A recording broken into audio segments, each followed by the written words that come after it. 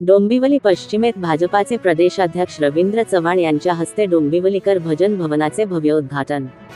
डोंबिवली शहर हे सांस्कृतिक शहर म्हणून ओळखले जाते।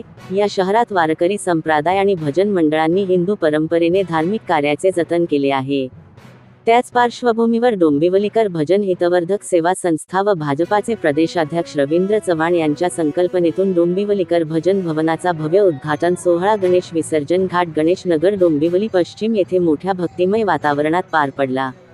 या सोहळ्याप्रसंगी वारकरी संप्रदायाचे प महाराज तर भाजपाचे जिल्हाध्यक्ष नंदू परब, माजी उपमहापौर राहुल दामले, माजी नगरसेवक नंदू म्हात्रे, जनार्दन म्हात्रे, जितू भोईर, माजी जिल्हाध्यक्ष नाना सूर्यवंशी यांच्यासह अनेक पदाधिकारी, कार्यकर्ते आणि परिसरातील नागरिक मोठ्या संख्येने उपस्थित होते।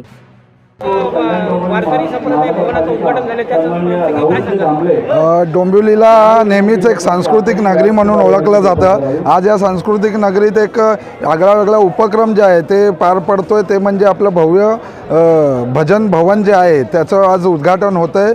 माननीय श्री रवींद्र चव्हाण साहेब आपले जे डोंबिवलीचे आमदार आहेत त्यांच्या आमदार निधीतून हे भवनचं काम पार पडत आहे। नक्कीच यासाठी सातत्याने पाठपुरावा करून आणि वेळोवेळी इकडे पाहणी करून माननीय जनार्दन म्हात्रे साहेबांनी हे काम पूर्णत्वात आणलेलं आहे आणि नक्कीच यातून पुढे धर्माचे अध्यात्माचा मार्ग जे आहे ते नक्कीच यातून पुढे डोंबिवलीकरांना प्राप्त होईल, याचं मी इथे ग्वाही देतो।